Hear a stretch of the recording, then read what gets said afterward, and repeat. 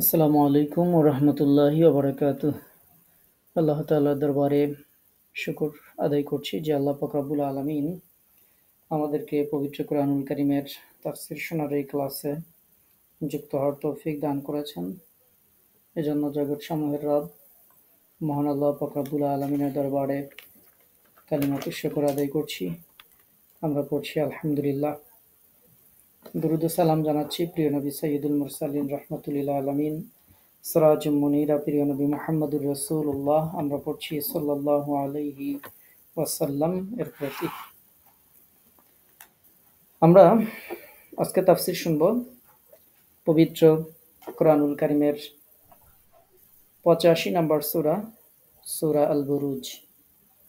এই সূরা থেকে আমরা তাফসীর শুনব ইনশাআল্লাহ। এই সূরাতে 22টি আয়াত আছে। সূরাটি মাক্কী সূরার মধ্যে অন্তর্ভুক্ত। আর এই সূরার শুরুতে যে বুরুজ শব্দ আছে সেখান থেকে সূরার নামকরণ করা হয়েছে বুরুজ। সূরাটা আপনাদের অনেকে মুখস্থ থাকতে পারে।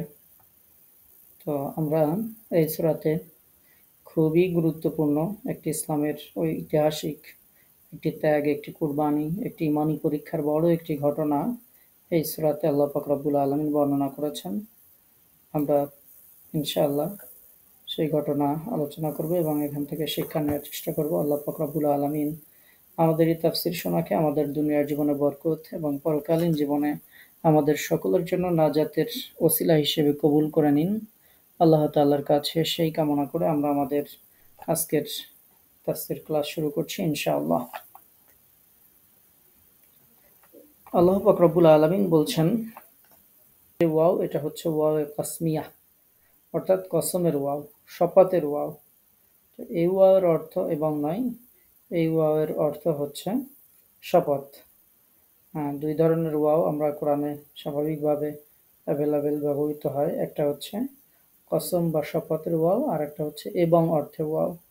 তো এখানে হচ্ছে ওয়াও বা তাসমিয়া বা শপথের জন্য এই ওয়াও ব্যবহার করা হয়েছে। ওয়া, এই ওয়া মানে শপথ, সামা মানে আকাশ, তাহলে ওয়া সামা ই, এবং শপথ আসমানের। কেমন আসমান? যাতিল বুরুজ। জাত মানে হচ্ছে বিশিষ্ট, বুরুজ মানে বুরুজ, বুরুজ মানে গ্রহ, বুরুজ মানে নক্ষত্র।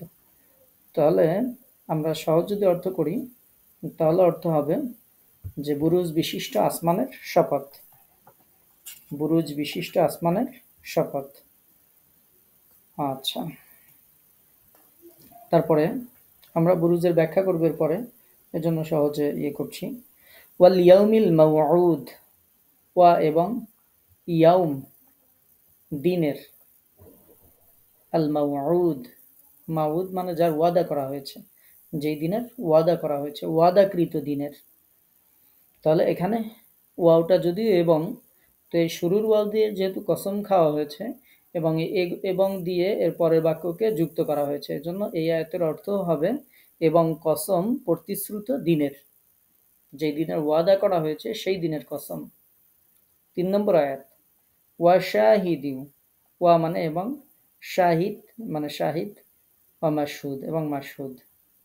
তাহলে এবং কসম হচ্ছে শাহিদ মাসুদের। শাহিদ কি? শাহিদ হচ্ছে দর্শক, যিনি দেখেন। ওয়া মাশহুদ, মাশহুদ হচ্ছে যা দেখেন, যা পরিদৃষ্টি হয়, যা দেখা যায় সেটার। তাহলে শাহিদ মাশহুদ, যিনি দেখেন, যা দেখেন, দুইটারই কসম। তাহলে এর অর্থ হচ্ছে আর কসম সাক্ষ্যদানকারীর এবং যার ব্যাপারে সাক্ষ্য দেওয়া হবে তারও কসম। তারপরে উতিলা আসহাবুল উখদুদ, উতিলা আসহাবুল উখদুদ, কুতিলা শব্দের অর্থ হচ্ছে ধ্বংস হয়েছে। আসহাব অধিবাসী, উখদুদ, উখদুদের অধিবাসীরা ধ্বংস হয়েছে। এই উখদুদ শব্দের অর্থ হচ্ছে গর্ত, গর্তের অধিবাসীরা ধ্বংস হয়েছে। এখানে অধিবাসী বলবো না, আমরা অধিপতি বলবো। গর্তের যারা আসহাবুল উখদুদ, গর্তের যারা অধিপতি ছিল, গর্তের যারা মালিক ছিল, মানে গর্তওয়ালা যারা, তারা ধ্বংস হয়েছে। আন-নারি যাতিল ওয়াকুদ, আন-নার, নার মানে হচ্ছে আগুন, যাতিল ওয়াকুদ, জাত মানে বিশিষ্ট, আগেই বলেছি। ওয়াকুদ ইন্ধন বিশিষ্ট, প্রজ্বলিত। অর্থাৎ যেই গর্তের কথা বলা হচ্ছে সেই গর্তের বৈশিষ্ট্য আল্লাহ তাআলা বলছেন আন্নারি যাতিল ওয়াকুদ, যে গর্তগুলো ছিল ইন্ধনে পরিপূর্ণ আগুন, ইন্ধন পরিপূর্ণ আগুন। তার মানে হচ্ছে ইন্ধনপূর্ণ যে কুণ্ডে ছিল আগুন, তার মানে হচ্ছে যে কুণ্ডে ছিল ইন্ধনপূর্ণ আগুন। এরপরে আল্লাহ তাআলা বলছেন ইযহুম আলাইহা কুউদ। ইযহুম, ইদ যখন, হুম তারা ছিল, আলাইহা তার পাশে, কুউদ উপবিষ্ট, যখন তারা তার পাশে উপবিষ্ট ছিল। ইযহুম আলাইহা কুউদ, যখন তারা তার কিনারায় উপবিষ্ট ছিল। وهم على ما يفعلون بالمؤمنين شهود। ওয়া এবং হুম তারা, তাহলে ওয়াহুম এবং তারা, আলা ওই সম্পর্কে, মা ইয়াফআলুন যা করেছিল, বিল মুমিনিনা মুমিনদের সাথে যা করেছিল, শুহুদ তারা তার প্রত্যক্ষকারী ছিল। ওয়াহুম আলা মা ইয়াফআলুনা বিল মুমিনিনা শুহুদ। তাহলে এর অর্থ হচ্ছে আর তারা মুমিনদের সাথে যা করেছিল তার প্রত্যক্ষদর্শী ছিল, এবং তারা মুমিনদের সাথে যা করেছিল তা প্রত্যক্ষ করছিল, মানে দেখছিল আর কি। তারপর আল্লাহ পাক রব্বুল আলামিন সেই মুমিনদের কথা বলছেন, ওয়ামা নাকামু মিনহুম।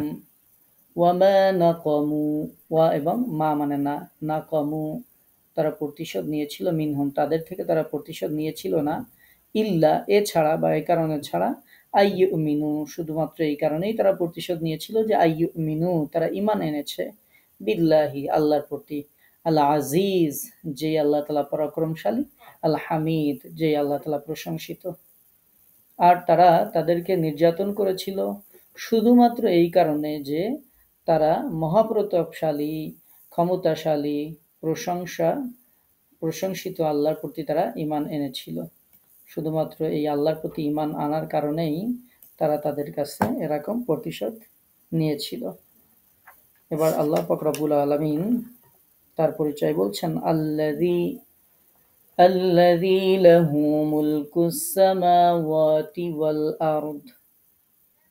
আল্লাযী যিনি, লাহু তার জন্যই, মুলকুস সামাওয়াত মুলক মানে রাজত্ব, সামাওয়াত মানে হচ্ছে আসমানের বহুবচন হচ্ছে সামাওয়াত, ওয়াল আরদি এবং পৃথিবীর, ওয়াল্লাহু এবং আল্লাহ, আলা কুল্লি, আলা কুল্লি মানে হচ্ছে সকল বিষয়ের উপর, আলা কুল্লি শাইইন সকল বিষয়ের উপর, শাহিদ, শাহিদ মানে তিনি দেখছেন, সূক্ষ্মদর্শী আসমান সমূহ। এবং তাহলে আল্লাহ তাআলা তার পরিচয় দিচ্ছেন, আল্লাযী লাহু মুলকুস সামাওয়াতি ওয়াল আরদ, আসমান যিনি আসমান এবং জমিনের মালিক, ওয়াল্লাহু আলা কুল্লি শাইইন শাহিদ এবং আল্লাহ পাক রব্বুল আলামিন প্রত্যেকটি বিষয়ের শাহিদ প্রত্যক্ষকারী, প্রত্যক্ষদর্শী।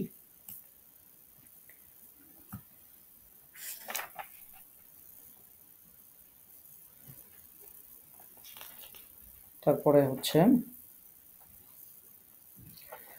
ইন্নাল্লাযীনা নিশ্চয়ই যারা, ফাতানুল মুমিনিনা, ফাতানু মানে নির্যাতন করেছিল, আল মুমিনিনা মুমিনদেরকে, নিশ্চয়ই যারা মুমিনদেরকে নির্যাতন করেছিল, ওয়াল মুমিনাতি এবং মুমিনা নারীদেরকে যারা নির্যাতন করেছিল, তুম্মা লাম ইয়াতুবু, তুম্মা মানে অতঃপর, লাম ইয়াতুবু তারা তওবা করেনি, ফালাহুম তাদের জন্য রয়েছে, আযাবু মানে শাস্তি, জাহান্নাম জাহান্নামের শাস্তি রয়েছে তাদের জন্য, ওয়ালাহুম ওয়া মানে এবং, লাহুম মানে তাদের জন্য, আযাবুল হারিক, আযাবুল হারিক রয়েছে, আযাব মানে শাস্তি, হারিক মানে হচ্ছে দগ্ধ হওয়া, দহনের যে শাস্তি, এই শাস্তি তাদের জন্য রয়েছে, দহন যন্ত্রণার শাস্তি তাদের জন্য রয়েছে। যেহেতু এর মধ্যে একটা বড় ঘটনা এই আয়াতগুলোর মধ্যে উল্লেখ আছে, সেহেতু আমরা আর সামনে আগাচ্ছি না। আপাতত আমরা এই 10টা আয়াতের তাফসীর শেষ করতে পারি কিনা, 10টা আয়াতের শেষ করা যাবে, বাট এর মধ্যে একটা ঘটনা আছে, অনেক লম্বা একটা ঘটনা আছে। তো যার কারণে আমাদের ইতিহাসটা জানতে হবে। আমরা ইনশাআল্লাহ ইতিহাসটা যদি জানি, তাহলে আমাদের দেখা যাবে যে অনেকটা সময় লাগবে। তো আমরা শুরু করছি। আল্লাহ পাক রব্বুল আলামিন প্রথমে বুরুজ এর কথা বলেছেন, ওয়াসসামা ইযাতিল বুরুজ, শপথ বুরুজ বিশিষ্ট আসমানের। আকাশ ও বুরুজ এর শপথ আল্লাহ পাক রব্বুল আলামিন করেছেন। এই বুরুজ, এটা হচ্ছে বড় বড় যে নক্ষত্র, এই বড় বড় নক্ষত্রগুলোকে বুরুজ বলা হয়। আল্লাহ পাক রব্বুল আলামিন পবিত্র কুরআনুল কারীমের সূরা ফুরকানে বলছেন, তাবারাকাল্লাযী জাআলা ফিস সামাই বুরুজা। যখন সূরা ফুরকান পড়বেন, সূরা ফুরকানের মধ্যে পেয়ে যাবেন, বরকতময় ওই সত্তা, জাআলা ফিস সামাই বুরুজা, যিনি আসমানে বুরুজ স্থাপন করেছেন। তো এই বুরুজ মানে হচ্ছে বড় বড় নক্ষত্র। ওয়া জাআলা ফিহা সিরাজাও ওয়া কমারাম মুনীরা, ওয়া জাআলা ফিহা, এবং তাতে তিনি স্থাপন করেছেন প্রদীপ এবং জ্যোতির্ময় চাঁদ। আল্লাহ তাআলা এই আসমানে স্থাপন করে দিয়েছেন। তাহলে এই বুরুজের কথা শুধু এই সূরার মধ্যে নয়, আরও সূরার মধ্যে আল্লাহ পাক রব্বুল আলামিন এই বুরুজ শব্দ ব্যবহার করেছেন। ইমাম সুদ্দী রাহিমাহুল্লাহ বলছেন, বুরুজ হলো আকাশের তারকাসমূহ। তারপরে এটার ব্যাখ্যায় মিনহাল ইবনে আমর রাহিমাহুল্লাহ তিনি বলছেন যে এর অর্থ হচ্ছে উত্তম কারুকার্যের সম্পন্ন আকাশ। ইবনে জারির রাহিমাহুল্লাহ এটার ব্যাখ্যায় বলেছেন এর অর্থ হলো সূর্য ও চন্দ্রের যে মঞ্জিল আছে সেই মঞ্জিল সমূহ। এই মঞ্জিলের সংখ্যা হচ্ছে 12টি। প্রতি মঞ্জিলে সূর্য 1 মাস চলাচল করে এবং চন্দ্র ওই মঞ্জিল সমূহের প্রত্যেকটিতে 2 দিন ও 1/3 দিন চলাচল করে। এতে 28 দিন হয়। আর 2 রাত পর্যন্ত চন্দ্র গোপন থাকে, আত্মপ্রকাশ করে না।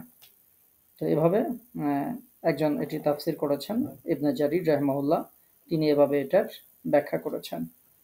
তাহলে বুরুজ শব্দের, যেহেতু এই সূরাটার নামই এই শব্দটা থেকে এসেছে, সুতরাং এটি সম্পর্কে আমাদেরকে একটু জানতে হবে। বুরুজ মানে আমরা যতটুকু জানলাম, বুরুজুন দেখতে পাচ্ছেন এখানে আছে, এটা বুরুজুন শব্দের বহুবচন। অর্থ আমরা এখান থেকে জানলাম হচ্ছে বড় বড় নক্ষত্র। এই শব্দের আরো অর্থ আছে, যেমন বড় প্রাসাদ, দুর্গ, এগুলো বোঝানোর জন্য বুরুজ শব্দ ব্যবহৃত হয়। এরপরে আপনাদেরকে আগে একটা সূরা ফুরকানের আয়াত থেকে একটা বুরুজ শব্দ আল্লাহ তাআলা ব্যবহার করেছেন, সেটা শুনিয়েছি। আরও পবিত্র কোরআনে আছে, যেমন ওয়ালাউ কুনতুম ফি বুরুজিম মুশাইয়াদা, আপনি মৃত্যু থেকে বাঁচতে পারবেন না যদি আপনি লৌহ নির্মিত সিন্ধুকের মধ্যেও থাকেন, বাঁচার কোনো অপশন নাই, কোনো সুযোগ নাই, কোনো চান্স নাই। ওয়ালাউ কুনতুম, যদিও তোমরা থাকো ফি বুরুজিম মুশাইয়াদা। তো এখানেও আল্লাহ পাক রব্বুল আলামিন বুরুজ শব্দের কথা বুঝিয়েছেন দুর্গ, যদি সুদৃঢ় দুর্গের মধ্যেও থাকো তবুও মৃত্যু থেকে বাঁচতে পারবে না। তো সেই দুর্গ বুঝাতে আল্লাহ তাআলা বুরুজ শব্দ ব্যবহার করেছেন। তো আর অধিকাংশ তাফসীরকারকের মতে আলোচ্য আয়াতে বুরুজ মানে হচ্ছে বড় বড় নক্ষত্র। কোনো কোনো তাফসীরকারক এর অর্থ প্রাসাদও করেছেন, অর্থাৎ যেসব গৃহ যা আকাশে প্রহরী ও তত্ত্বাবধায়ক ফেরেশতাদের জন্য নির্ধারিত। আকাশ পাহারা দেওয়ার জন্য ফেরেশতাদের যেমন ডিউটি পোস্ট যেগুলো, সেগুলোর কথা কেউ কেউ বলেছেন। আবার কারো কারো মতে এর অর্থ হচ্ছে সুন্দর সৃষ্টি, অর্থাৎ সুন্দর সৃষ্টি আসমানের শপথ। যে সুন্দর আকাশ রাতের বেলায় তাকাইলে আমরা দেখতে পাই, এই আকাশের শপথ। তো এরপরে ইবনে জারির রাহিমাহুল্লাহ কি বলেছেন সেটা তো আমরা শুনাইলাম। চন্দ্র ও সূর্য আকাশের গতিতে গতিশীল হয়ে এসব বুরুজ এর মধ্যে অবতরণ করে। এই আয়াতের অর্থ কেউ কেউ করেছেন সেই আসমানের শপথ যাতে রয়েছে চাঁদ ও সূর্যের অবতরণ স্থলসমূহ। অনুরূপ তাতে রয়েছে সমস্ত গ্রহ নক্ষত্রের অবতরণ স্থলসমূহ, যেমন নিয়ম মেনে সুনির্দিষ্ট পদ্ধতিতে তারা চলছে। এই সুন্দর চলন, সুন্দর নিয়মই আল্লাহর অপার শক্তি, রহমত, জ্ঞান এবং প্রজ্ঞার প্রমাণ বহন করছে। আল্লাহ পাক রব্বুল আলামিন এরপরে বলছেন ওয়াল ইয়াউমিল মাউউদ, এবং শপথ হচ্ছে প্রতিশ্রুত দিবসের। শ্রুত দিবস। রাসূলুল্লাহ আবু হুরায়রা রাদিয়াল্লাহু তাআলা আনহু থেকে একটি হাদিস বর্ণিত হয়েছে। তিনি বলেছেন, রাসূলুল্লাহ সাল্লাল্লাহু আলাইহি ওয়াসাল্লাম বলেছেন, ইয়াউমে মাউউদ দ্বারা কিয়ামতের দিনকে বোঝানো হয়েছে। এরপরে আল্লাহ পাক রব্বুল আলামিন যে শাহেদ এবং মাসউদের কথা বলেছেন এর পরের আয়াতে, এই শাহেদ দ্বারা জুমার দিনকে বোঝানো হয়েছে। যেসব দিনে সূর্য উদিত হয় আর অস্ত যায় সেইগুলোর মধ্যে উন্নত এবং শ্রেষ্ঠ দিন হলো এই জুমার দিন। এই দিনের মধ্যে ১ ঘন্টার সময় এমন আছে, ওই সময় বান্দা যে কল্যাণকর প্রার্থনা করে আল্লাহ তাআলা তা কবুল করে নেন। আর কেউ অকল্যাণ থেকে পরিত্রাণ প্রার্থনা করলে আল্লাহ তাআলা তাকে পরিত্রাণও দিয়ে দেন।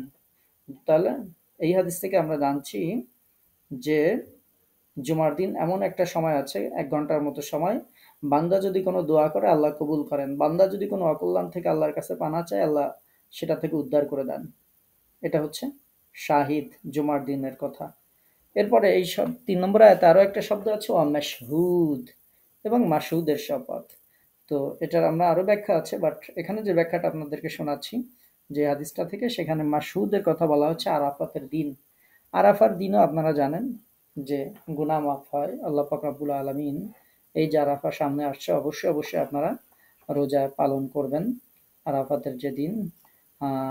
আরাফাতের দিন যেহেতু দুইটা ব্যাখ্যাই আছে। কোনো কোনো ইসলামিক স্কলার যারা মনে করে বলেন যে ইয়াউমে আরাফা হচ্ছে যেই দিন আরাফাতে হজ হবে, সেই দিন আমাদের দেশে ৮ তারিখ থাকে। আবার অনেক আলেমরা বলেছেন যে না, দিন তো দিনই, আরবি মাসে হিসেবে ৯ তারিখই রোজা রাখতে হবে। তো আমরা এজন্য দুইটাই পালন করে ফেলবো। আমরা ৮ এবং ৯ দুই দিনই রোজা পালন করব। আমাদের দেশে শনি এবং রবিবারে অবশ্যই ২ দিনই আমরা রোজা পালন করব। তাহলে ২ দিনের মধ্যে একদিন তো আর হবে, বাদ তো আর যাবে না। আরাফার রোজা রাখলে বিগত জীবনের গুনাহ মাফ হয়, সামনের বছরের গুনাহ মাফ হয়। আল্লাহ তাআলা কয়েক বছরের গুনাহ একসাথে মাফ করে দেন। এজন্য আরাফাতের কথা যেহেতু আসলো সেহেতু আপনাদেরকে বলে দিলাম। কারণ হচ্ছে সামনের ক্লাস হওয়ার আগেই তো রোজা শুরু হয়ে যাবে। এজন্য আগামী শনিবার ও রবিবার মঙ্গলবার সময় দিনে আপনারা অবশ্যই অবশ্যই এই ২ দিন রোজা পালন করবেন ইনশাআল্লাহ। আল্লাহ তাআলা যেন আমাদেরকে তৌফিক দান করেন। আচ্ছা, তারপরে যেটি বলছি সেটি হচ্ছে শাহিদ দ্বারা, কেউ কেউ বলেছেন যে শাহিদ দ্বারা বিচারের দিনকে বোঝানো হয়েছে। ওয়া শাহিদ এই যে শব্দটা, এটা দ্বারা কেউ কেউ বলেছেন বিচারের দিনকে বোঝানো হয়েছে। ইমাম বাগবী রাহমাহুল্লাহ বলেছেন যে বেশিরভাগ লোকই মাসউদ বলতে জুমার দিন এবং শাহিদ বলতে আরাফাতের দিনকে মনে করতেন। একটা আয়াতের বিভিন্ন মুফাসসিরিনে কেরামগণ ব্যাখ্যা দিয়েছেন। আমরা কয়েকটা ব্যাখ্যা করে শুনছি যে কোনটাকে কি বলা হয়েছে। তাহলে আমরা এই আয়াতে যেটা জানলাম যে প্রতিশ্রুত দিন হচ্ছে কিয়ামতের দিন। ওয়াল ইয়াউমিল মাউদ, যেটা প্রতিশ্রুত দিন, যেই দিনের ওয়াদা আমাদের সাথে করা হয়েছে, এটা হচ্ছে কিয়ামতের দিন। যেহেতু আল্লাহ রাসূলই বলেছেন যে প্রতিশ্রুত দিন হচ্ছে কিয়ামতের দিন। আর মাসহুদ এর অর্থ আমরা আরাফার দিন ধরে নিলাম, আর শাহিদ অর্থ জুমার দিন আমরা ধরলাম। আর যেটি আপনাদেরকে জুমার দিনের ফজিলত তো আপনাদেরকে শুনিয়েছি। এরপরে আল্লাহ পাক রব্বুল আলামিন দেখেন একে একে ৪টা জিনিসের শপথ আল্লাহ তাআলা করলেন। একটা হচ্ছে বুরুজের বিশিষ্ট আসমানের শপথ করলেন। ২ নম্বর প্রতিশ্রুত দিন কিয়ামতের দিনের শপথ করলেন। ৩ নম্বরে জুমার দিনের শপথ করলেন। ৪ নম্বরে আরাফাতের দিনের শপথ করলেন। এই ৪টা জিনিসের শপথ করার পর এইবার আল্লাহ পাক রব্বুল আলামিন সেই মূল যে বক্তব্য সেটিতে আল্লাহ পাক রব্বুল আলামিন উল্লেখ করছেন, কুতিলা আসহাবুল উখদুদ। কুতিলা, কুতিলা মানে ধ্বংস হয়েছে, আগেই বলেছি যে কুতিলা ধ্বংস হয়েছে। আল্লাহ পাক রব্বুল আলামিন এই আয়াতে ধ্বংস বলেছেন যারা অগ্নিকুণ্ডের অধিবাসী, যারা অধিপতি, যারা তাদের কথা আল্লাহ তাআলা জাল্লা শানহু উল্লেখ করেছেন। তাহলে ৪টা শপথের কথা মনে রাখবেন। যে ৪টা শপথ করার পরে আল্লাহ পাক রব্বুল আলামিন আল্লাহ তাআলার পূর্ণ শক্তি, কিয়ামতের হিসাব নিকাশ, শাস্তি এবং প্রতিদানের দলিল হিসেবে উল্লেখ করার পর শুক্রবার এবং আরাফার দিন মুসলিমদের জন্য আখিরাতের পুঁজি সংগ্রহের পবিত্র দিন, এগুলো উল্লেখ করার পর আল্লাহ পাক রব্বুল আলামিন সেই কথা উল্লেখ করেছেন যারা গর্তের যারা অধিবাসী তাদের ধ্বংসের কথা বলেছেন। এইখানে হচ্ছে একটা ইতিহাস আছে, লম্বা চওড়া একটা ইতিহাস। মনোযোগ দিয়ে আপনারা একটু শোনার চেষ্টা করবেন ইনশাআল্লাহ। ধ্বংস করা হয় অগ্নিকুণ্ডের অধিপতিদের। এরা ছিল একদল কাফির যারা ইমানদারদেরকে পরাজিত করে তাদের ধর্ম হতে সরিয়ে দিতে চেয়েছিল। যারা বড় বড় গর্ত জ্বালিয়ে ইমানদারদেরকে তাদের মধ্যে ফেলে দিয়েছিল এবং তাদের জ্বলে পুড়ে মরার বীভৎস দৃশ্য নিজেদের চোখে দেখেছিল। তাদেরকে এখানে গর্তওয়ালা বলা হয়েছে।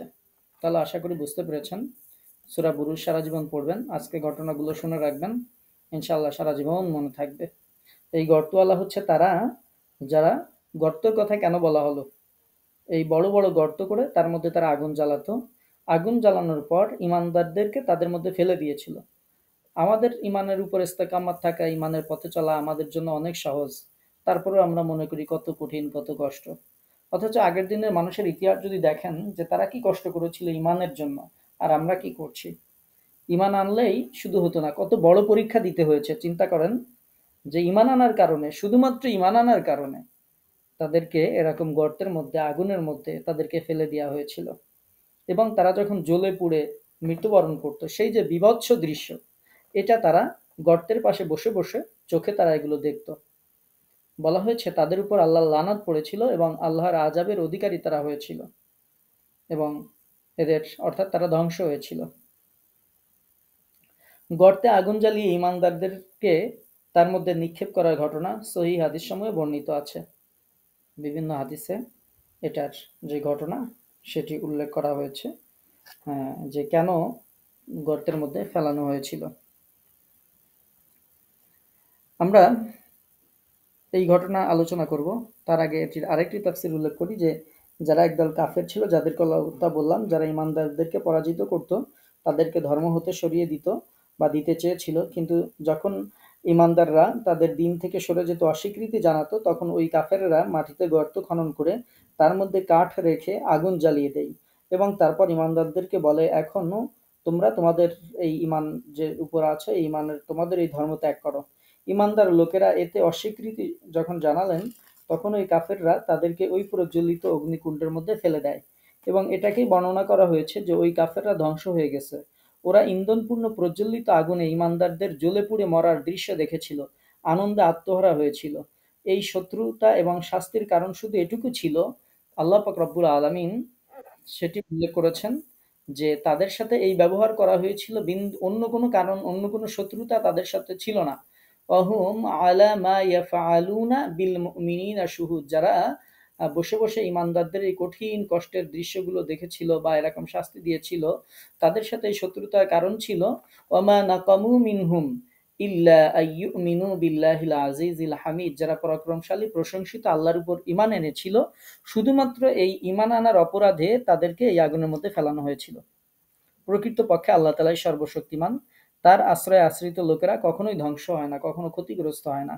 যদি তিনি কখনো নিজের বিশেষ বান্দাদেরকে কাফেরদের দ্বারা কষ্ট দিয়েও থাকেন, সেটাও বিশেষ কল্যাণ এবং মঙ্গলের জন্য, এবং তার রহস্য কারো জানা নাও থাকতে পারে, কিন্তু সেটা একটা প্রচ্ছন্ন এবং বিশেষ অন্তর্নিহিত রহমত ও ফজিলাতের ব্যাপার ছাড়া আর কিছুই নাই। আল্লাহ পাক রব্বুল আলামিন, আল্লাহ তাআলা এই আয়াতে তার পরিচয় আরো উপস্থাপন করছেন। আল্লাযী লাহু মুলকুস সামাওয়াতি ওয়াল আরদ, যে আল্লাহ তাআলার পবিত্র গুণ বৈশিষ্ট্যের মধ্যে এটাও রয়েছে যে তিনি জমিন, আসমান এবং সমগ্র মাখলুকের মালিক। তিনি সকল জিনিসের প্রতি নজর রাখছেন, তার দৃষ্টিসীমা থেকে কোনো জিনিসই গোপন নেই। তো আল্লাহ পাক রব্বুল আলামিন এভাবে তার পরিচয় আল্লাহ তাআলা দিচ্ছেন এবং ইমানদারদেরকে যারা শাস্তি দিয়েছিল তাদের কি হয়েছিল সেটিও আল্লাহ তাআলা উল্লেখ করছেন। আমি এখন প্রথমে আপনাদেরকে সহিহ মুসলিমের বর্ণনা থেকে শোনাই যে সহিহ মুসলিমে এই লোকদের ব্যাপারে কি বর্ণনা করা হয়েছে। এরপরে আমি আপনাদেরকে তাফসির ইবনে কাসির রাহিমাহুল্লাহ, ইবনে কাসির থেকে শোনাবো। ইবনে কাসিরের বর্ণনাটা বড় হওয়ার কারণে প্রথমে আপনাদেরকে সহিহ মুসলিমে এই আয়াতের ব্যাপারে যেই ঘটনা উল্লেখ করা হয়েছে, সহিহ মুসলিম এবং ইমাম তিরমিজি রাহমাহুল্লাহ, ইমাম তিরমিজিতে, জামে তিরমিজিতে যে ঘটনা উল্লেখ করেছেন এই আয়াতের ব্যাপারে, সেটি উল্লেখ করছি। ঘটনাটি হচ্ছে এই, সুহাইব রুমি রাদিয়াল্লাহু তাআলা আনহু, যে হাদিসটি আপনাদেরকে শোনাচ্ছি, সুহাইব রুমি রাদিয়াল্লাহু তাআলা আনহু হাদিসটি বর্ণনা করছেন। রাসূলুল্লাহ সাল্লাল্লাহু আলাইহি ওয়াসাল্লাম থেকে তিনি বর্ণনা করেন, এক বাদশার কাছে একজন জাদুকর ছিল। বৃদ্ধ বয়সে সে বাদশাকে বলল, একটি ছেলেকে আমার কাছে নিযুক্ত করো, সে আমার কাছ থেকে এই জাদু শিখে নিবে। বাদশাহ জাদু শিখার জন্য জাদুকরের কাছে একটি ছেলেকে নিযুক্ত করল। কিন্তু সেই ছেলেটি জাদুকরের কাছে আসা যাওয়ার পথে একজন রাহেব রাহেব আমরা পাদ্রী বলতে পারি, যিনি সম্ভবত ঈসা আলাহিসাল্লামের দিনের অনুসারী একজন সাধক ছিলেন, এরকম হতে পারে। তো এই রাহেবের সাক্ষাৎ গুণে সে অলৌকিক শক্তির অধিকারী হয়ে গেল। সে অন্ধদের দৃষ্টিশক্তি ফিরিয়ে দিতে এবং কুষ্ঠরোগ নিরাময় করতে লাগলো। ছেলেটি তাওহীদের প্রতি ঈমান এনেছে এ কথা জানতে পেরে বাদশাহ প্রথমে রাহেবকে হত্যা করল। এরপর ছেলেটিকে হত্যা করতে চাইল, কিন্তু কোনো অস্ত্র দিয়েই এবং কোনোভাবেই তাকে হত্যা করতে পারল না। শেষে ছেলেটি বলল, যদি তুমি আমাকে হত্যা করতেই চাও তাহলে প্রকাশ্য জনসমাবেশে বিইসমি রব্বিল গোলাম, অর্থাৎ এই ছেলেটির রবের নামে এই বাক্য উচ্চারণ করে আমাকে তীর মারো, তাতেই আমি মারা যাব। বাদশা তাই করল, ফলে ছেলেটি মারা গেল। এই ঘটনা প্রত্যক্ষ করে লোকেরা চিৎকার করে উঠল, আমরা এই ছেলেটির রবের প্রতি ঈমান আনলাম। বাদশার সভাসদরা তাকে বলল, এখন তো তাই হয়ে গেল যা থেকে আপনি বাঁচতে চাচ্ছিলেন। লোকেরা আপনার ধর্ম ত্যাগ করে এই ছেলেটি ধর্ম গ্রহণ করেছে। এই অবস্থা দেখে বাদশাহ অত্যন্ত ক্রুদ্ধ হলো। সে রাস্তার পাশে পাশে গর্ত খনন করলো, তাতে আগুন জ্বালালো, আর যারা ঈমান ত্যাগ করতে রাজি হলো না তাদের সবাইকে তার মধ্যে নিক্ষেপ করলো। এই হচ্ছে এই ঘটনার সংক্ষিপ্ত সার নির্যাস, যে কি ঘটনা ঘটেছিল। এবার এই ঘটনার বিস্তারিতটা আমরা একটু জানার চেষ্টা করি। যে বিশ্বারকে বালকের কথা এই হাদিসে আপনাদেরকে শোনাইলাম, এই বালকের সম্পর্কে ইমাম আহমদ রাহিমাহুল্লাহ সোহাইব রাদিয়াল্লাহু তাআলা আনহু থেকে হাদিসটি যেটি বর্ণনা করেছেন, সেই হাদিসের ইয়েটা আপনারা শুনতে পারলেন যে কি অবস্থা তার সাথে হয়েছিল বা কেন মানুষদেরকে ইয়ে করা হলো। এবার সেটি আমরা একটু বিস্তারিত জানি। বিস্তারিত হচ্ছে এরকম যে সেই বর্ণনাতে বলা হচ্ছে, পূর্বকালে এক বাদশা ছিল, তার দরবারে এক জাদুকর ছিল। সে বৃদ্ধ হয়ে গেলে বাদশাকে বলল, আমি তো এখন বৃদ্ধ হয়ে পড়েছি এবং আমার মৃত্যুর সময় ঘনিয়ে এসেছে, সুতরাং আমাকে এমন একটা ছেলে দিন যাতে আমি ভালোভাবে জাদুবিদ্যার শিক্ষা দিতে পারি। বাদশাহ একটি মেধাবী বালককে জাদুবিদ্যার শিক্ষা দেওয়ার জন্য জাদুকরের নিকট পাঠায়। বালকটি তার শিক্ষাগুরুর বাড়ি যাওয়ার পথে এক সাধকের আস্তানার পাশ দিয়ে যেত। সাধকও ওই আস্তানায় বসে কখনো ইবাদত করতেন, আবার কখনো জনগণের উদ্দেশ্যে ওয়াজ নসিহা করতেন। বালকটিও পথের পাশে দাঁড়িয়ে ইবাদতের পদ্ধতি দেখত, কখনো ওয়াজ নসিহাত শুনত। এই কারণে জাদুকরের কাছেও সে মার খেত, অর্থাৎ দেরি করে যাইতো, যার কারণে মার খাইতো। এবং বাড়িতে বাপ মার কাছেও আবার মার খাইতো, কারণ জাদুকরের কাছে যেমন দেরিতে পৌঁছাতো তেমনি বাড়িতেও দেরিতে ফিরতো। মানে আবার জাদুকরের কাছে আসার সময় পথে আবার কিছুক্ষণ ওয়াজ শুনতো, কিছুক্ষণ ইবাদত দেখতো, ফলে বাড়িতে আসার সময় আবার দেরি হতো। তো এদিকে জাদুকরের কাছে দেরিতে যাওয়ার কারণে জাদুকরের কাছে মার খাইতো, আবার এদিকে বাড়িতে বাবা মার কাছে দেরিতে আসার কারণে বাবা মার কাছে আবার দেখা যাচ্ছে ইয়ে করতো, মার খেত। একদিন সে সাধকের কাছে তার এই দুরবস্থার কথা বর্ণনা করলো, যে আমার তো এরকম অবস্থা, আপনার এই ওয়াজ নসিহত শুনতে যায়, এদিকে যখন যায় তখন ওইদিকে মার খায়, এদিকে যখন যায় এদিকে মার খায়। সাধক তাকে বলে দিলেন, জাদুকর দেরির কারণ জিজ্ঞাসা করলে বলবে, মা দেরি করে বাড়ি থেকে আসতে দিয়েছেন, কাজ ছিল। আবার মায়ের কাছে গিয়ে বলবে যে জাদুকর দেরি করে ছুটি দিয়েছে। সাধক তখন তাকে বলল, তুমি এটা বলো যে জাদুকরের কাছে যখন যাবা তখন বলবা যে মা দেরি করে বাড়ি থেকে আসতে দিয়েছেন, কাজ ছিল।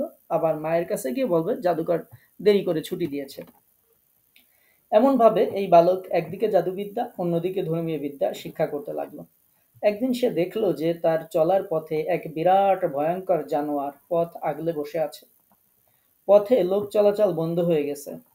বালকটি মনে মনে চিন্তা করলো যে একটা বেশ সুযোগ পাওয়া গেছে, দেখা যাক আল্লাহর কাছে সাধকের মর্ম অধিক পছন্দনীয় নাকি জাদুকরের ধর্ম অধিক পছন্দনীয়। আল্লাহর কাছে সাধকের ধর্ম অধিক পছন্দনীয় নাকি জাদুকরের ধর্ম অধিক পছন্দনীয়, এটা সে পরীক্ষা করতে চাইল। এটা চিন্তা করে সে একটা পাথর তুলে জানোয়ারটির প্রতি এই বলে নিক্ষেপ করলো, হে আল্লাহ, আপনার কাছে যদি জাদুকরের ধর্মের চেয়ে সাধকের ধর্ম অধিক পছন্দনীয় হয়ে থাকে তাহলে এই পাথরের আঘাতে জানোয়ারটিকে মেরে ফেলুন, যাতে জনসাধারণ এর অপকার থেকে রক্ষা পেয়ে পথ চলতে পারে। পাথর নিক্ষেপের আঘাতে জানোয়ারটি মারা গেল, সুতরাং লোক চলাচল স্বাভাবিক হয়ে গেল। আল্লাহ প্রেমিক সাধক বালকটির ওই খবর শুনতে পেয়ে, আল্লাহ প্রেমিক অর্থাৎ সেই রায়ের সাধক প্রেমিক সাধক বালকটির এই খবর শুনতে পেয়ে শিষ্যকে বলল, হে প্রিয় বৎস, তুমি আমার চেয়ে উত্তম। আমার মনে হচ্ছে এবার আল্লাহ তাআলার পক্ষ থেকে তোমাকে নানাভাবে পরীক্ষার সম্মুখীন হতে হবে। যেসব পরীক্ষার সম্মুখীন হলে আমার সম্বন্ধে কারো কিছু কাছেই কি তুমি কিছুই প্রকাশ করবে না। অতঃপর বালকটির কাছে নানা প্রয়োজনে লোক আসতে শুরু করলো। তার দুয়ার বারাকাতে জন্ম অন্ধ দৃষ্টিশক্তি ফিরে ফিরে পেতে থাকলো। কুষ্ঠরোগী আরোগ্য লাভ করতে থাকলো এবং এছাড়া আরো নানা দুরারোগ্য ব্যাধি ভালো হতে লাগলো। বাদশাহর এক অন্ধ মন্ত্রী এই খবর শুনে বহু মূল্যবান উপহার উপঢৌকন সহ বালকটির নিকট হাজির হয়ে বললেন, যদি তুমি আমার দৃষ্টিশক্তি ফিরিয়ে দিতে পারো তাহলে এই সবই আমি তোমাকে দিয়ে দিব। বালকটি এই কথা শুনে বলল, দৃষ্টিশক্তি ফিরিয়ে দেওয়ার শক্তি আমার নেই, একমাত্র আমার রব আল্লাহ তাআলাই তা পারেন। আপনি যদি আল্লাহর প্রতি বিশ্বাস স্থাপন করেন তাহলে আমি তার নিকট দোয়া করতে পারি। মন্ত্রী অস্বীকার করলে বালক তার জন্য আল্লাহর নিকট সরি, মনে হয় আমার একটু এখানে মনে হয় টাইপিং মিস্টেক। তো মন্ত্রী অস্বীকার করলে এখানে যেটি লেখা আছে, বালক তার জন্য আল্লাহর নিকট প্রার্থনা করলে এটি মন্ত্রী তার দৃষ্টিশক্তি ফিরে পেলেন। আচ্ছা, এখানে হবে হচ্ছে অস্বীকার না, অঙ্গীকার হবে। তাহলে মন্ত্রী যখন তার কাছে আসলো, তখন বালক বলল যে দৃষ্টিশক্তি ফিরিয়ে দেওয়ার কোনো শক্তি ক্ষমতা আমার নেই, একমাত্র আমার রব আল্লাহ তাআলাই সেটি পারেন। আপনি যদি আল্লাহর প্রতি বিশ্বাস স্থাপন করেন তাহলে কেবলমাত্র আমি আপনার জন্য দোয়া করতে পারি। তো মন্ত্রী তখন অঙ্গীকার করলো যে ঠিক আছে, যদি আমার চোখ ভালো হয় তাহলে আমি তোমার আল্লাহকে মেনে নেব। এরকম অঙ্গীকার যখন করলে তখন বালকটি আল্লাহর কাছে প্রার্থনা করলো, এতে মন্ত্রী তার দৃষ্টিশক্তি ফিরে পেলেন। অতঃপর মন্ত্রী বাদশাহর দরবারে গিয়ে যথারীতি কাজ শুরু করলেন। তার চক্ষু ভালো হয়ে গেছে দেখে বাদশাহ অবাক হয়ে জিজ্ঞেস করলেন, আপনার দৃষ্টিশক্তি কে দিল? মন্ত্রী উত্তরে বলল, আমার প্রভু দিয়েছেন। বাদশাহ বলল, হ্যাঁ আমি, অর্থাৎ তো সেই সময় বাদশারা নিজেদেরকে প্রভু মনে করতো আর কি। তো বলল, হ্যাঁ আমি।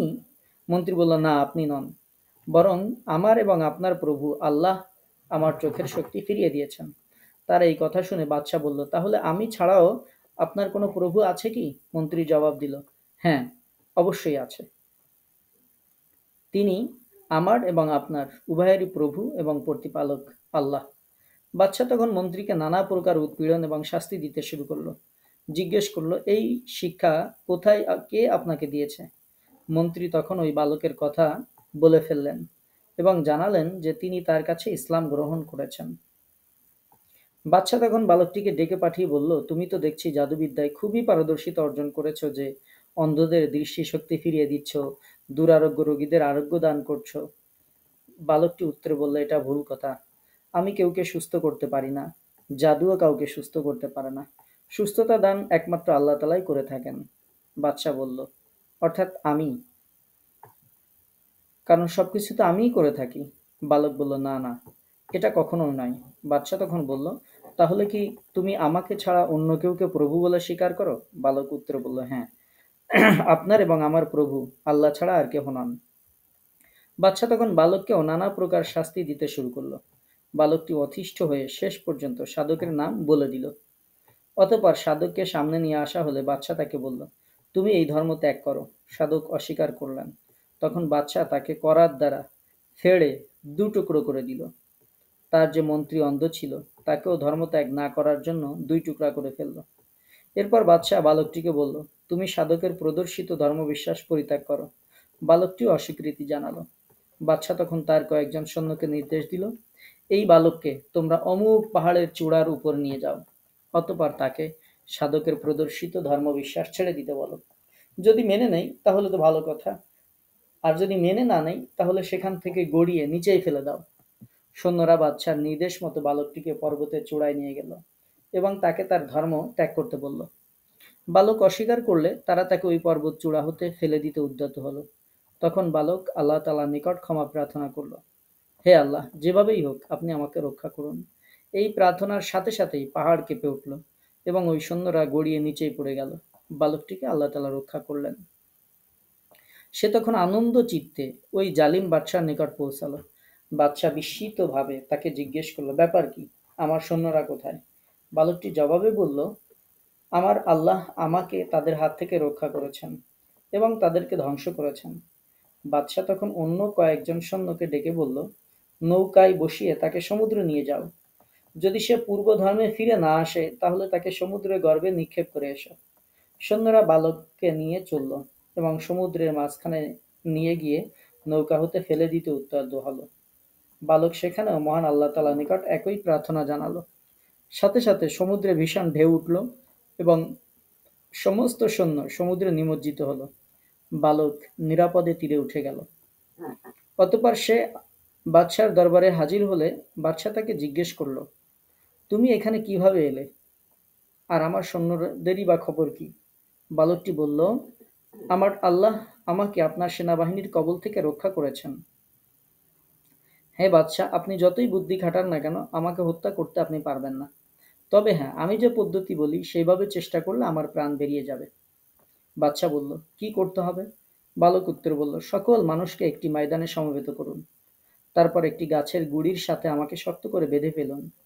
অতঃপর আমার তুন হতে একটি তীর বের করে আমার প্রতি সে তীর নিক্ষেপ করুন এবং নিক্ষেপ করার সময় আপনি বলবেন, বিসমিল্লাহি রব্বি হাযাল গোলাম, অর্থাৎ আল্লাহর নামে এই তীর নিক্ষেপ করছি যিনি এই বালকের রব। তাহলে সেই তীর আমার দেহে বিদ্ধ হবে এবং আমি মারা যাব। বাদশাহ তাই করল। তীর বালকের কপালের একপাশে বিদ্ধ হল। তীরের আঘাতপ্রাপ্ত স্থানে বালকটি তার হাত চাপা দিল এবং শাহাদাত বরণ করল। সে শহীদ হওয়ার সাথে সমবেত জনতা বালকটির ধর্মকে সত্য বলে বিশ্বাস করল। সবাই সমবেত কণ্ঠে ধ্বনি তুলল, আমরা এই বালকের রবের উপর ঈমান আনলাম। এই অবস্থা দেখে বাদশার সভাসদবর্গ ভীত সন্ত্রস্ত হয়ে পড়ল এবং বাদশাকে বলল, আমরা তো এই বালকের ব্যাপারটা কিছুই বুঝতে পারলাম না। সব মানুষই তার ধর্মে বিশ্বাস স্থাপন করলো। আমরা তার ধর্মের প্রসার লাভের আশঙ্কায় তাকে হত্যা করলাম, অথচ হিতে বিপরীত ঘটল। আমরা যা আশঙ্কা করেছিলাম তাই ঘটে গেল। সবাই যে মুসলিম হয়ে গেল, এখন কি করা যায়? বাদশাহ তখন তার অনুচরবর্গকে নির্দেশ দিল, প্রত্যেকটি রাস্তার মোড়ে বড় বড় খন্দক মানে গর্ত খনন করো এবং ওগুলোতে জ্বালানি কাঠ ভর্তি করে আগুন জ্বালিয়ে দাও। যারা ধর্ম ত্যাগ করবে তাদেরকে বাদ দিয়ে এই ধর্মে বিশ্বাসী সকলকে এই অগ্নিকুণ্ডের মধ্যে নিক্ষেপ করো। বাদশার এই আদেশ যথাযথভাবে পালিত হলো। মুসলিমদের সবাই অসীম ধৈর্যের পরিচয় দিলেন এবং আল্লাহর নাম নিয়ে আগুনে ঝাঁপিয়ে পড়তে লাগলেন। একজন নারী দুধের শিশু কোলে নিয়ে একটি খন্দকের প্রতি ঝুঁকে তাকিয়ে দেখছিলেন। হঠাৎ ওই অবলা শিশুর মুখে ভাষা ফুটে উঠল। সে বলল, মা, কি করছেন? আপনি সত্যের উপর রয়েছেন, সুতরাং ধৈর্যের সাথে নিশ্চিন্তে অগ্নিকুণ্ডে ঝাঁপিয়ে পড়ুন।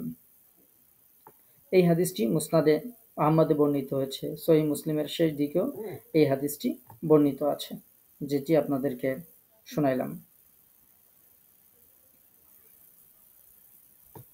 ইমাম মুসলিম রাহিমাহুল্লাহ এই হাদিসটি তার গ্রন্থের শেষের দিকে উল্লেখ করেছেন। ইমাম তিরমিজি তার তাফসির গ্রন্থে এই ঘটনাটি তিনি উল্লেখ করেছেন। মুহাম্মদ ইবনে ইয়াসার রাহিমাহুল্লাহ তার সিরাত গ্রন্থে এই ঘটনাটি উল্লেখ করেছেন। তো এই বর্ণিত যে উপস্থাপনা সেটা কোনো কোনো জায়গায় দেখা যাচ্ছে একটা থেকে আরেকটা সামান্য কিছু একটু বেশ কম আছে। এরপরে ইসহাক রাহিমাহুল্লাহ তিনি উল্লেখ করেছেন যে বালকটি হত্যা করার পর নাজরানের অধিবাসীরা ওই বালকটির ধর্মে দীক্ষিত হতে শুরু করে এবং সে সময় সেখানে খ্রিস্টান ধর্ম পরিচালিত ছিল। নাজরানের অধিবাসীরা সবাই মুসলিম হয়ে গেল এবং ঈসা আলাইহিস সালাতু ওয়াসসালাম এর সত্য দিনে বিশ্বাস স্থাপন করলো। ওই সময় ঈসা আলাইহিস সালামের ধর্মই ছিল সত্য ধর্ম হিসেবে স্বীকৃত। মুহাম্মদ সাল্লাল্লাহু আলাইহি ওয়াসাল্লাম তখনও নবী হিসেবে পৃথিবীতে আগমন করেননি। কিছুকাল পর তাদের মধ্যে বিদআতের প্রসারতা ঘটে, সত্য দিনের প্রদীপ নির্বাপিত হয়। নাজরানের খ্রিস্ট ধর্ম প্রসারের এটাও ছিল একটা কারণ। একসময় জু নুওয়াস নামক এক ইহুদি একদল সৈন্য নিয়ে সেই খ্রিস্টানদের উপর আক্রমণ করে এবং তাদের উপর জয়যুক্ত হয়। সে তখন নাজরানবাসী খ্রিস্টানদেরকে বলে, তোমরা ইহুদি ধর্ম গ্রহণ করো, অন্যথায় তোমাদেরকে হত্যা করা হবে। তারা তখন মৃত্যুর শাস্তি গ্রহণ করতে সম্মত হলো, কিন্তু ইহুদি ধর্ম গ্রহণ করতে তারা সম্মত হলো না। জু নুওয়াস তখন খন্দক খনন করে ওর মধ্যে কাঠ ভরে দিল, তারপর আগুন জ্বালিয়ে দিল, তারপর তাদেরকে ওই অগ্নিকুণ্ডে নিক্ষেপ করলো এবং তাদেরকে তরবারির আঘাতে হত্যা করলো। এই নরপিশাচ প্রায় 20,000 মানুষকে সে হত্যা করেছিল। এটাও আসহাবুল উখদুদের একটা ঘটনা, অর্থাৎ ঈসা আলাইহিস সালাতু ওয়াসসালামের দ্বীনের অনুসারী যারা ছিলেন তাদেরকেও এরকম আরেকটি পরীক্ষার সম্মুখীন হতে হয়েছিল। সেখানেও তাদেরকে এই গর্তের মধ্যে আগুনের গর্তে ফেলে শাস্তি দেওয়া হয়েছিল। প্রায় 20,000 আল্লাহ বিশ্বাসী মানুষকে আগুনের মধ্যে ফেলা হয়েছিল। তো সেটিও এইটার তাফসিরে উল্লেখ করা হয়েছে। কুতিলা আসহাবুল উখদুদ, এর মধ্যে আল্লাহ তাআলা এই ঘটনার উল্লেখ করেছেন। কেউ কেউ বলেছেন জুনওয়াস, যার নাম ছিল জারআহ, এবং তার শাসনামলে তাকে ইউসুফও বলা হতো। তার পিতার নাম ছিল বায়ান আসাদ আবি কারিব। সে তুব্বা ছিল, মদিনায় যুদ্ধ করে এবং কাবা ঘরের উপর গিলাপ উঠায়। ইবনে হিশাম বলছেন তার সাথে দুইজন ইহুদি আলেম ছিল, ইয়ামানবাসী। তাদের হাতে ইহুদি ধর্মে দীক্ষিত গ্রহণ করে এবং জুনওয়াস একদিন এই 20,000 মুমিনদেরকে হত্যা করেছিল। তাদের মধ্যে শুধুমাত্র একজন লোক রক্ষা পেয়েছিল, যার নাম ছিল দাউস জু সালাবান। তিনি ঘোড়ায় চড়ে রোমে পালিয়ে যান, এবং যদিও তার পিছে ধাওয়া করা হয়েছিল, কিন্তু তাকে ধরা সম্ভব হয়নি। তিনি সরাসরি রোমান সম্রাট কাইসারের নিকটে যান এবং তিনি আবিসিনিয়ার বাদশাহ নাজ্জাশীর নিকট পত্র লিখেন। দাউস সেখান হতে আবিসিনিয়ার খ্রিস্টান সেনাবাহিনী নিয়ে ইয়ামেনে আসেন। এই সেনাবাহিনীর সেনাপতি ছিল আরবাত ও আব্রাহা। ইহুদিরা পরাজিত হয় এবং ইয়ামান ইহুদিদের হাতছাড়া হয়ে যায়। জুনওয়াস পালিয়ে যাওয়ার পথে পানিতে ডুবে মারা যায়। তারপর দীর্ঘ 70 বছর ধরে ইয়েমেনে খ্রিস্টান শাসন প্রতিষ্ঠিত থাকে। এরপর সাইফ ইবনে জি ইয়াজান হিমায়রি পারস্যের বাদশার নিকট থেকে প্রায় 700 সহায়ক বাহিনী নিয়ে ইয়েমেনের উপর আক্রমণ চালান এবং জয়লাভ করেন। তারপর ইয়েমেনে হিমায়রি সাম্রাজ্য প্রতিষ্ঠিত হয়। তো যাই হোক, এখান থেকে নিয়ে সেই শাসন চলতে থাকে। আসহাবিল ফিলের মধ্যে যে ঘটনাটি উল্লেখ করা হয়েছে, সেই দীর্ঘ সময় তাদের এই শাসন চলতে থাকে। তো পরীক্ষা যারা খনন করে এভাবে শাস্তি দিয়েছিল, দুইটা ঘটনা আপনাদেরকে শুনাইলাম।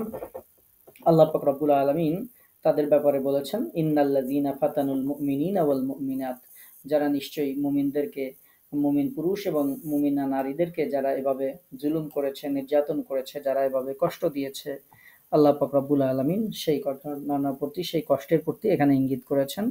ফাতানু শব্দের একটা অর্থ হচ্ছে জ্বালিয়ে দেওয়া, যে যারা এভাবে মুমিনদেরকে জ্বালিয়ে দিয়েছিল। তুম্মা লাম ইয়াতুবু ফালাহুম আযাবু জাহান্নাম ওয়া লাহুম আযাবুল হারিক, এবং ওই সব লোক যারা মুসলিম নারী পুরুষকে জ্বালিয়ে দিয়েছে, তারা যদি তওবা না করে, অর্থাৎ দুষ্কৃতি থেকে বিরত না হয়, নিজেদের কৃতকর্মে লজ্জিত না হয়, আল্লাহর কাছে যদি ক্ষমা না চায়, তাহলে তাদের জন্য জাহান্নাম অবধারিত। জ্বলে পুড়ে কষ্ট পাওয়ার শাস্তি নিশ্চিত। যেহেতু তারা এভাবে জ্বালায় শাস্তি দিয়েছিল, এজন্য আল্লাহ পাক রব্বুল আলামিন তাদের ব্যাপারে বলেছেন ফালাহুম আযাবু জাহান্নাম, তাদের জন্য জাহান্নামের শাস্তি আছে।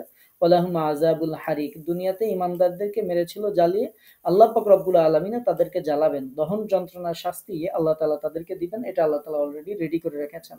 আল্লাহ তাআলা বলেছেন ওয়ালাহুম আযাবুল হারিক, তাদেরকেও জ্বলে যাওয়ার শাস্তি, দহন যন্ত্রণার শাস্তি, এটা তাদেরকেও দেয়া হবে। হাসান বসরি রাহিমাহুল্লাহ বলছেন, আল্লাহ তাআলার অনুগ্রহ, মেহেরবানি ও দয়ার অবস্থা দেখুন যে দুষ্কৃতিকারী, পাপী, হঠকারী তার প্রিয় বান্দাদেরকে এমন নিষ্ঠুর নৃশংসভাবে যারা হত্যা করেছে, তিনি তাদেরকেও তওবা করতে বলেছেন এবং তাদের প্রতিও ক্ষমা, মাগফিরাত, রহমতের অঙ্গীকার করেছেন। আল্লাহ তাআলা বলেছেন যে সুম্মা লাম ইয়াতুবু, অতঃপর যদি কেউ তওবা করে তাহলে তাদেরকে মাফ করে দেবেন, কিন্তু লাম ইয়াতুবু সুম্মা, অতঃপর লাম ইয়াতুবু, যদি তওবা না করে আল্লাহ তাআলা, তাহলেই কেবলমাত্র এই দহন যন্ত্রণার শাস্তি দান করবেন। তার মানে আল্লাহর তওবার দ্বার কত অবরিত, কত বড় আল্লাহ পাক রব্বুল আলামিনের দয়া। আমরা এটা থেকে শিক্ষা গ্রহণ করতে পারি যে এত বড় অপরাধী হওয়ার পরেও আল্লাহ পাক রব্বুল আলামিন তাদের ক্ষমা করে দেওয়ার কথা আল্লাহ তাআলা বলেছেন। তো এটা হচ্ছে আল্লাহর ক্ষমা। আর শয়তান আমাদেরকে বোঝায় যে তোমার পাপের পরিমাণ বেশি হয়েছে, আল্লাহর কাছে ক্ষমা চাইলেও ক্ষমা হবে না, এরকম বোঝায় শয়তান বান্দাদেরকে আল্লাহর কাছে ক্ষমা চাওয়া থেকে বিরত রাখে। আর এইখান থেকে আমরা শিক্ষা পেলাম যে এত বড় অপরাধী হওয়ার পরেও আল্লাহ তাআলা তাদেরকে বলেছেন যদি ক্ষমা করে আল্লাহ তাআলা তাদেরকে, মানে যদি তওবা করে আল্লাহ তাআলা তাদেরকে ক্ষমা করে দিবেন। তো এই ছিল সূরা বুরুজের প্রথম 10 আয়াতের তাফসীর। আল্লাহ পাক রব্বুল আলামিনের কাছে আমরা তাই মনোবাক্যে প্রার্থনা করব, আল্লাহ তাআলা এরকম ইমানের ধৈর্য পরীক্ষা আসলে আমাদের কি অবস্থা হবে আমরা জানি না। আল্লাহর কাছে আমরা দোয়া করব আল্লাহ তাআলা যেন আমাদের এরকম কোনো পরীক্ষায় না ফেলেন। আমাদের যে ইমান, পরীক্ষা আসলে পাশ করতে পারবো কিনা, আল্লাহ তাআলা যদি একান্ত দয়া করে পাশ করান তাহলে হয়তো হবে, না হলে আমাদের যে টলবলে ইমান, এরকম বড় পরীক্ষায় যদি সামনে আগুনের মধ্যে ফেলা হয়, ইমানের উপর থাকতে গেলে যদি বলে যে একদিকে ইমান, হয় ইমান ছাড়ো না আগুনে পড়ো, আমরা কোন দিকে যাব, কি করব বলতে পারি না। তো এই জন্য আল্লাহর কাছে আমরা দোয়া করবো আল্লাহ তাআলা যেন এরকম কোনো কঠিন পরীক্ষা যেন আমাদেরকে না ফেলেন। আল্লাহ তাআলা দয়া করে মেহেরবানি করে যেন আমাদেরকে ক্ষমা করেন, আমাদেরকে যেন আল্লাহ পাক রব্বুল আলামিন মাফ করেন, এবং যুগে যুগে যারা ইমানের উপর ইস্তেকামত ছিল তাদের মধ্যে আল্লাহ তাআলা যেন আপনাকে, আমাকে, আমাদের সকলকে শামিল করেন। এই কামনায় আমরা আমাদের আজকের তাফসীরের ক্লাস শেষ করছি। কারো কোনো প্রশ্ন থাকলে বলতে পারেন।